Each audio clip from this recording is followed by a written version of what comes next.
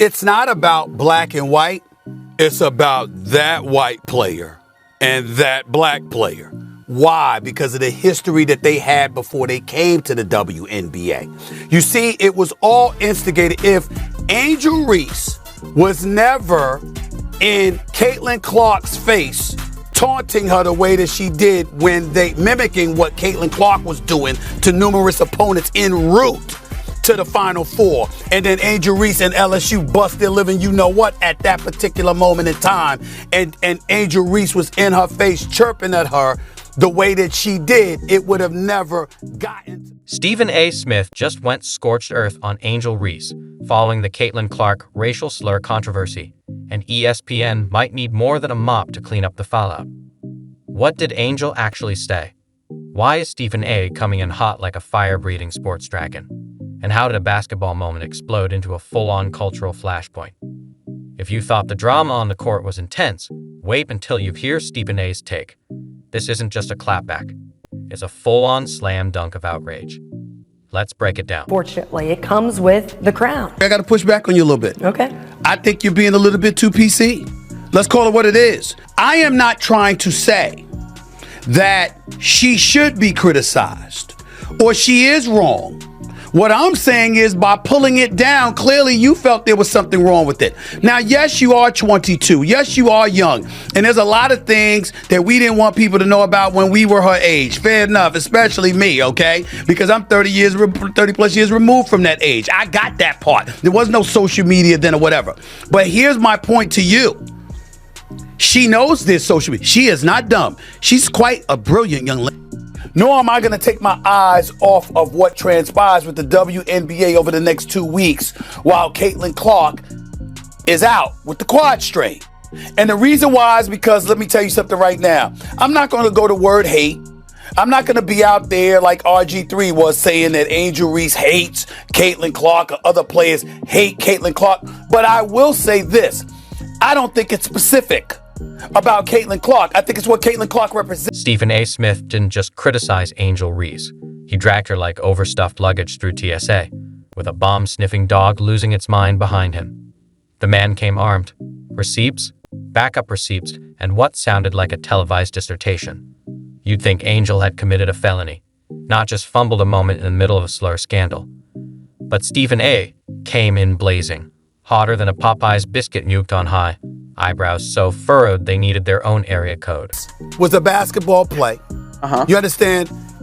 It was the heat of the moment. I got it. The fact that the sky was getting rumped by 35 certainly didn't help matters. I get all of that too, okay? But the reality of the situation is clear. I think it was a basketball play. I don't think it's much ado about anything. I think both of you are 100% correct in terms of not only attributing it to competition, but loving the fact that they're being allowed to compete. We should not judge. He kicked things off with that signature, "Let me say this," which, in Stephen A. speak, roughly translates to "buckle up. It's about to get biblical." And biblical it was. He called out the hypocrisy with such intensity, you'd think he was wired up in a confessional booth. Angel Reese stepped to the mic like she was auditioning for civil rights icon status, but seemed to forget the first rule of stirring the pot. At least make sure it's seasoned. Instead, she tossed out accusations like she was chasing virality. And she caught it, just not the kind she had in mind. The footages they show was Angel Reese getting up and clapping and stuff like that. They keep their eyes on stuff like this. Here's where I'm going where the rivalry kicks in.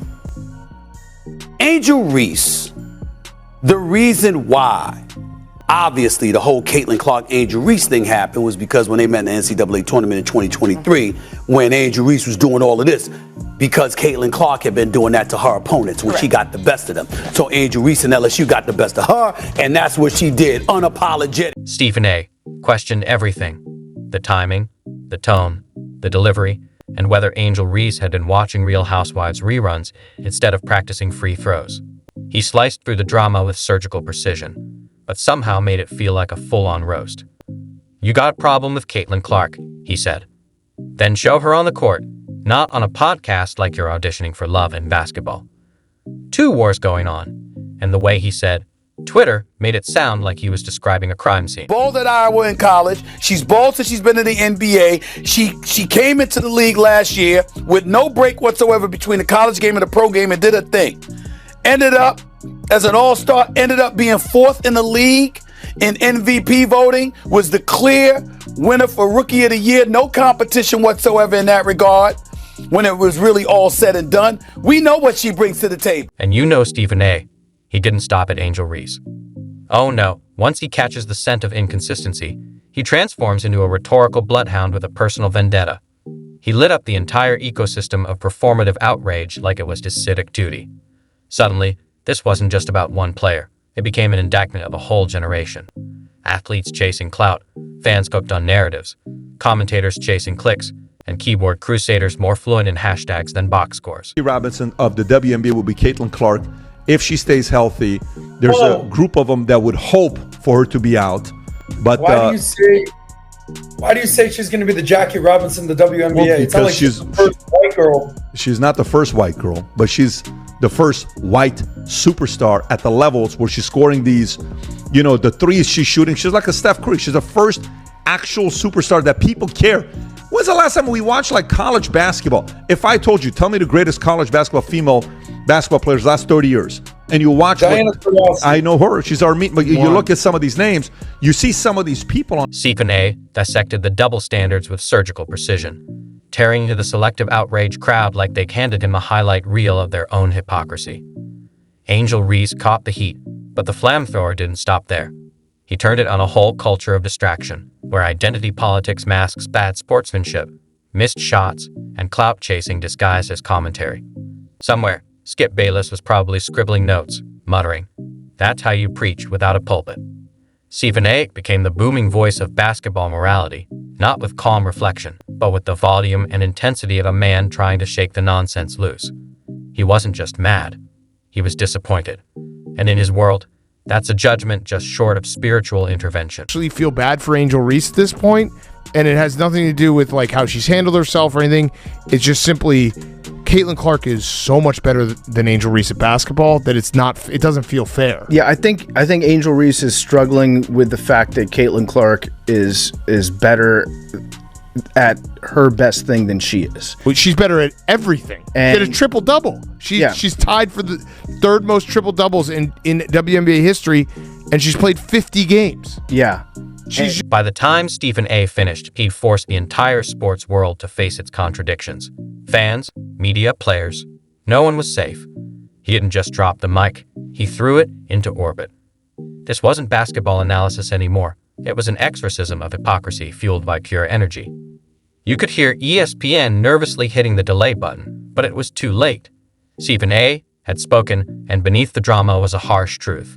He was right. Angel tried to respond on social media, but the meme machine had already taken over. Stephen A.'s rant exploded into thousands of TikToks and reaction videos. In less than a day, Reese went from Babe Barbie to a cautionary tale. Call a spade a spade. Racism has been impacting the WNBA well before this year. This is not a new thing. Sure. This is, in that way, I do think Caitlin's being used as a pawn. Mm-hmm. Caitlin didn't bring racism to the WNBA. This has been happening. And that, I think, is what's been such a shock for all of us, that other people are surprised by this. We've been trying to tell you. And once again, for so long, as a player, I would almost joke. I'd be like, I would have loved to have shut up and dribble. The best part? Stephen A. barely raised his voice.